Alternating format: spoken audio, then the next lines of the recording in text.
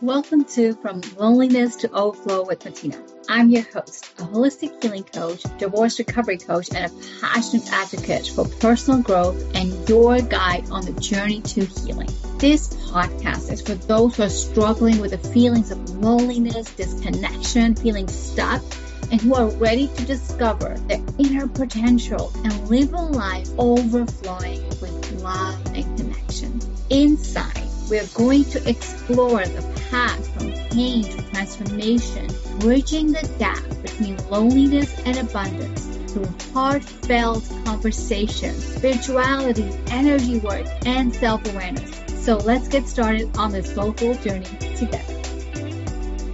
Welcome to another episode from Loneliness to Overflow with Matina. Thank you for being here. These conversations are so beautifully heartfelt.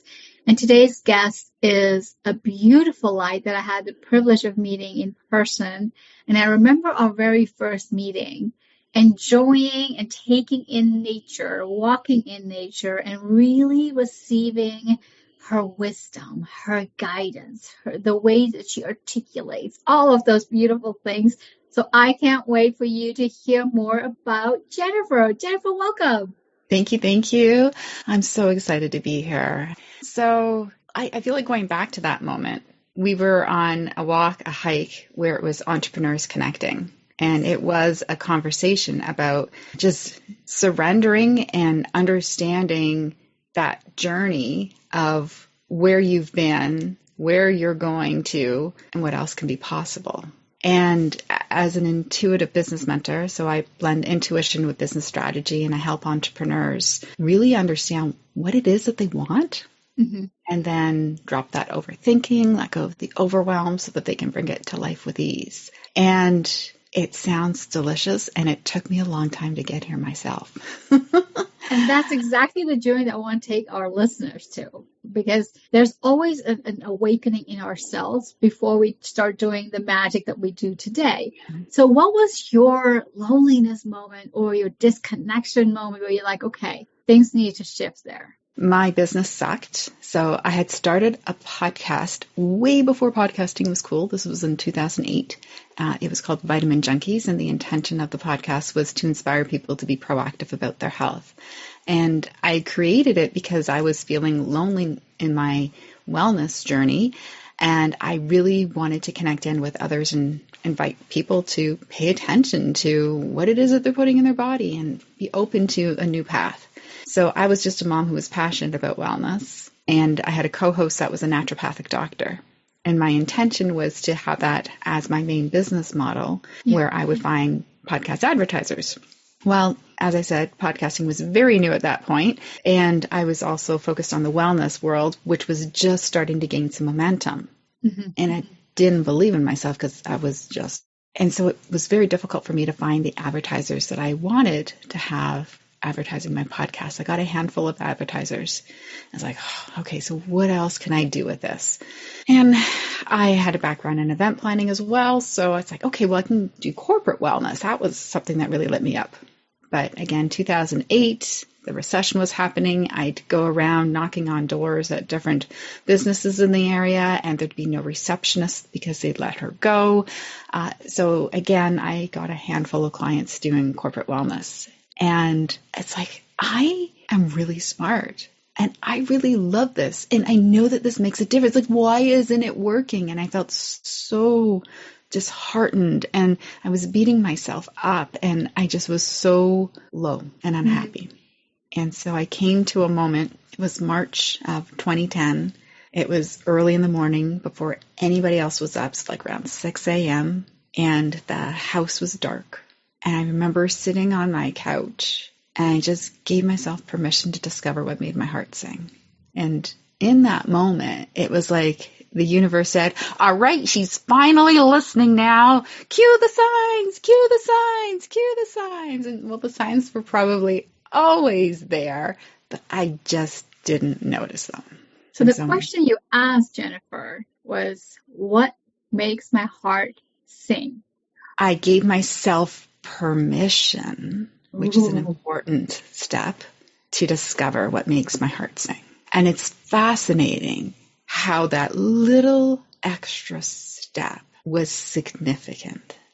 Mm-hmm. Because how many times we have a question in our head or in our heart, and then we push it off to the side. We don't create the space for it.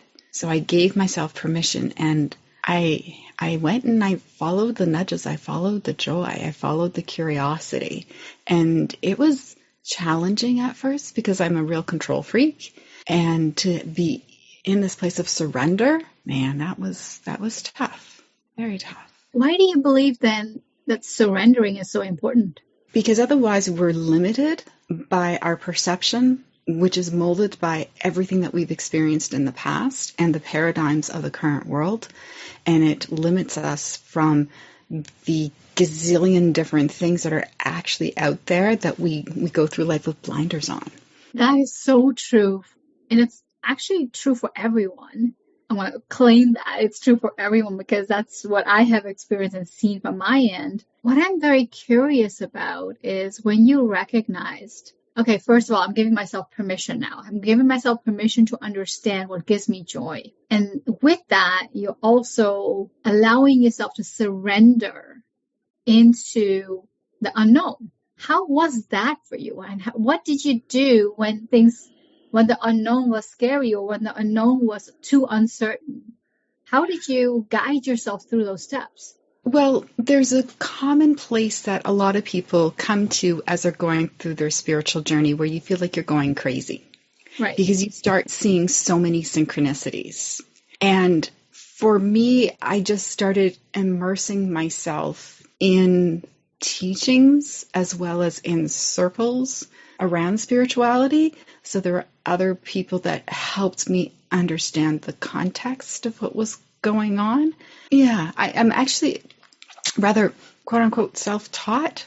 I didn't really take many classes. Like I've listened to lots of videos and I've read many books. I took one angel communication class way back when. I learned how to dowse. And my spiritual mama. I met this woman at the Ancaster Gem Show, and she taught me how to dowse. And the crazy synchronicities of everything with her, she was actually due to have a baby the day that I was born, but it didn't come to be for her.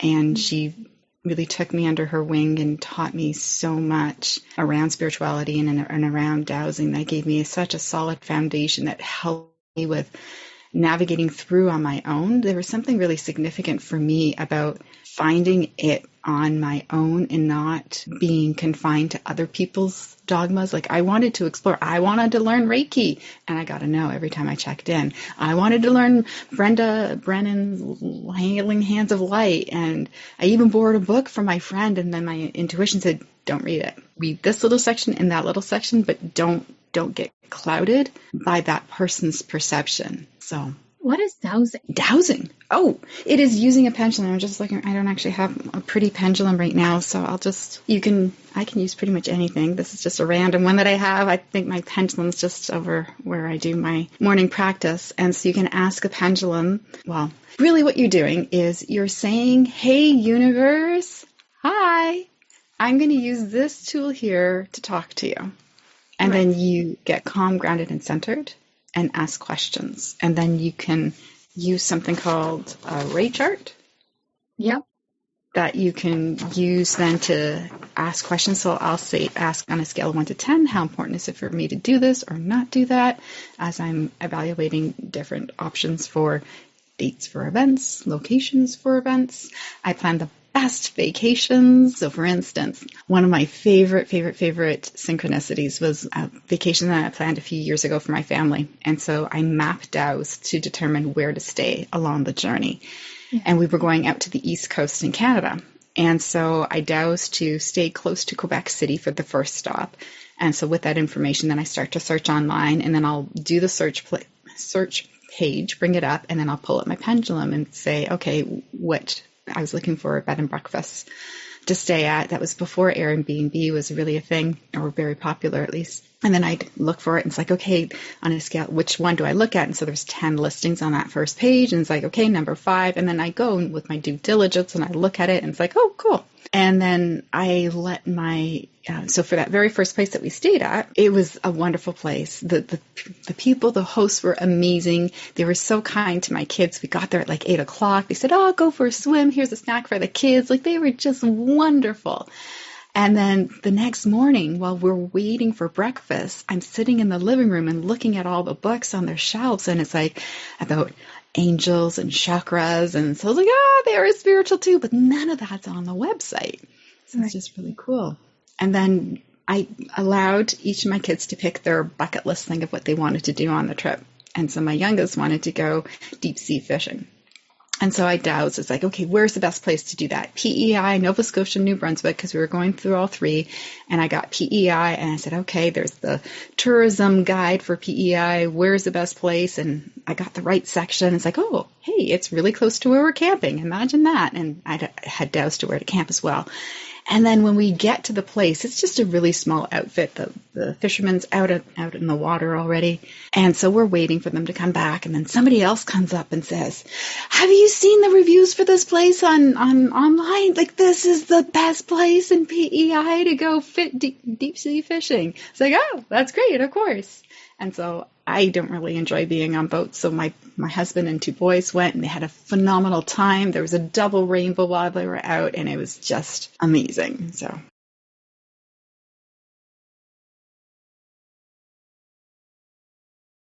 Before we dive back in, I have something transformative to share with you. It's called the Alignment Collective. Release, Rebuild, and Rise. My signature group coaching program designed to help you unlock the life you deserve. Every month, we focus on a key area of life, from health to relationships, career, and more. In the first 2 weeks, we energetically release what's holding you back. Then we shift into calling in the abundance and clarity that you desire. And in the final week, we come together for a powerful group coaching, sharing our wins, our challenges, and raising the collective energy. Are you ready to release what doesn't serve you, rebuild your foundation, and rise into your potential? Try it for 50% off with discount code GROWTH. Visit matinasaint.com/meditation. The link is also found in the description. I can't wait to support you on this journey. So what I'm hearing is that you are surrendering yourself into all of these beautiful synchronicities and trusting the guidance, really trusting the guidance. Yes. So it comes to be that it's a language that you're learning. Right. So even when I pull at a pendulum and it swings, I feel a sensation in my body. So now, do I really need a pendulum? No, it's more of an anchor. It's more of a tool of me just saying, okay, universe, I'm talking to you, grounded, centered, focused. Let's talk. And it was a very important tool for me to learn the language of energy and to develop my intuition.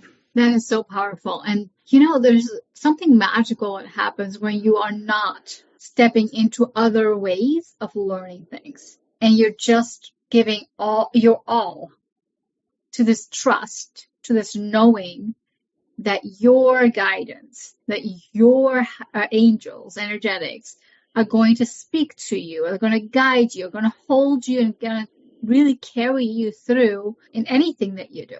And that is really what I'm hearing when you say that, when you went from this permission moment into the surrendering, into learning the tools, into being blessed by this beautiful soul who just poured into you, that you could pour into yourself. What came next? So I dipped my toes. I received through automatic writing my own modality, and the universe had said, go out and do a case study. So I did.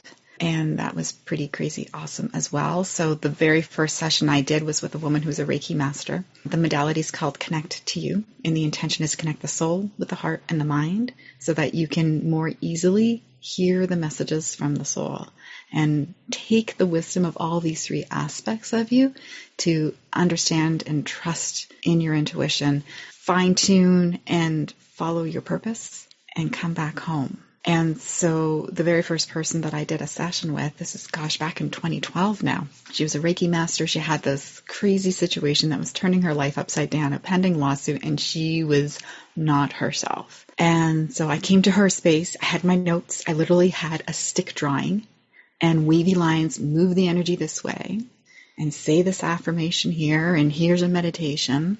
So I recorded the meditation on an old audio recorder, and then I just followed the steps and held space at the end. And then when she sat up from it, she's like, I feel like myself again. And then over the next 4 weeks, that pending lawsuit totally turned around to be in her favor. The other party admitted that they were wrong and gave her way more money than she was expecting to get.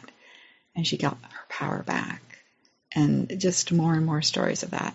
So I started out doing intuitive readings, just one-on-one sessions for people, and built my confidence and had clients going through the Connect to You process, did energy clearings, and then I found I was attracting a lot of entrepreneurs. So I get to now still blend in my wisdom and experience from working in corporate and marketing and strategy and blend that with being able to tune into the energy of ideas and opportunities for individuals to help them with prioritizing the best ideas. Because, as entrepreneurs, we get a lot of ideas.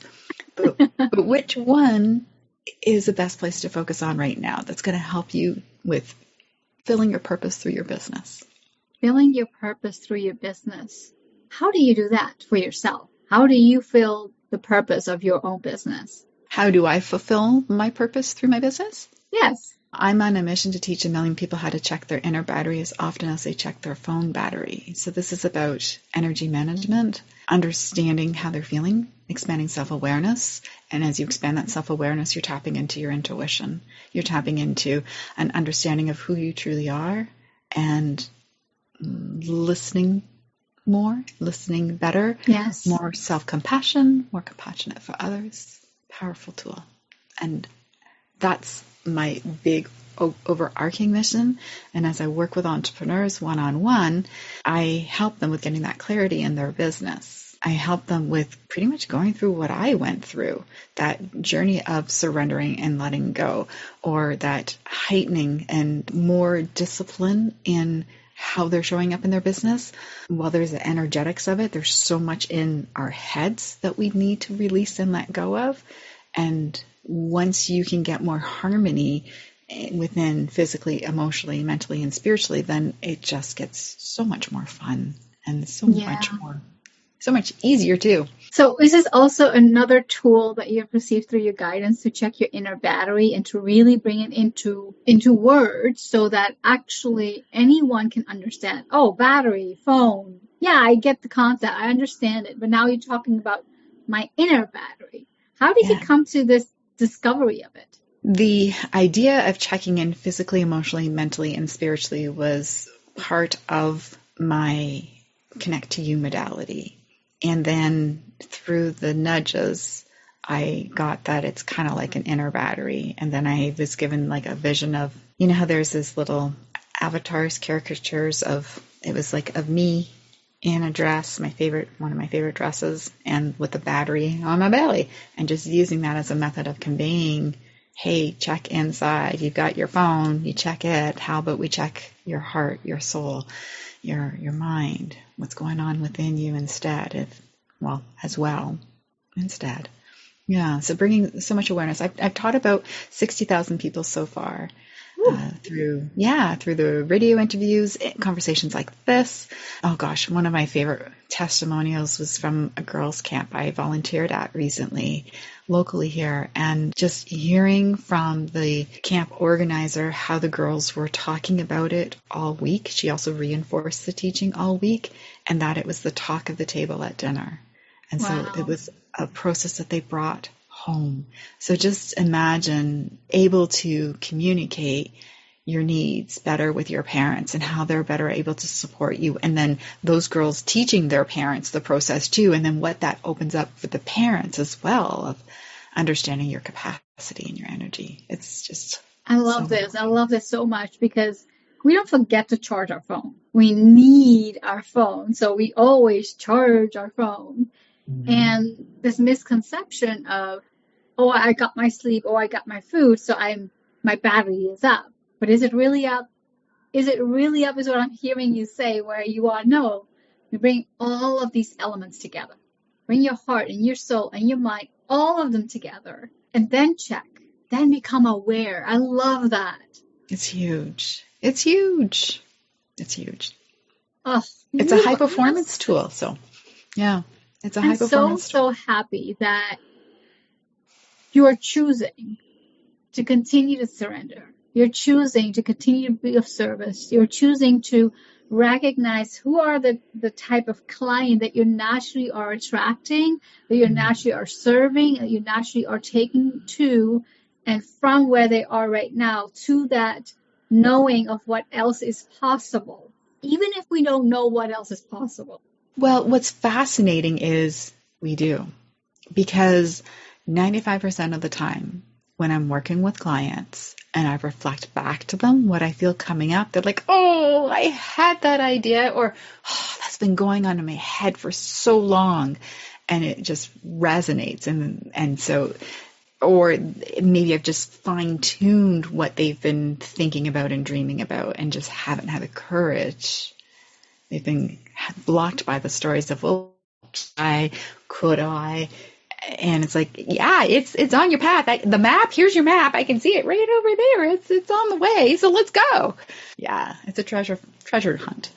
Mm-hmm. A treasure hunt. Oh, it is. It is. What an amazing tool, and what an amazing way of you serving your clients on this treasure hunt, bringing them to their own awarenesses, bringing them into their own alignments, and allowing them to recognize how much wisdom they have inside of themselves, and how to trust it and how to lean into it. I know you personally, so I know how powerful your work is. And I've been so, so grateful to experience it myself. And I can't recommend you enough for those who are just trying to understand, trying to seek out what is right for them, what is that little nudge or that little redirection that is needed to evolve even further and even more. Oftentimes it's not so much the redirection, it really is just letting go of the resistance that's within them that thinks that they can't do it. And I'm a stand to help them with believing in their magic. Believing in their magic. Well, I believe in your magic, and I have a question that the previous guest has left for you that I would love to ask you, which is, this is going to be a good one. What is your definition of self-love? It's coming back home. We really are love, but we get entangled in the busyness and craziness of the outside world. We get entangled in the stories of what we've been told in our whole lives, throughout our lives. And it really is coming back home to our truth that we are love. So I guess opening the door to that. Opening the door to coming home, opening the door to coming to yourself, opening the door to really discovering and finding you. Yes, yes, yes, and yes. Oh my gosh. Anyone who is interested in learning more about Jennifer, all the resources are in the description. Please go check her out. Lean into what is calling your heart. Lean into your own ideas. Lean into trusting what the magic is inside of you. Thank you so much, Jennifer. It was absolutely a pleasure having you and hearing your stories, hearing how you went from your permission into surrendering and into now serving. Thank you, thank you, thank you. Thank you, and thank you for creating the space for others to be able to see what their flavor of the journey is going to look like too, and to know that it can be fun. Yes. Oh, let's invite more fun. Yes. Absolutely. Awesome. Thank you, everyone. Thank you for listening. I hope this episode has helped you to feel less alone in finding tools towards a life which is overflowing with love and purpose. If you enjoyed the episode, please take a second to rate and review. Each review helps us to reach more individuals who are seeking healing and personal growth just like you. And don't forget to take a screenshot and share your aha moments on your Instagram stories and tag me, Matina. See you next week. Take care.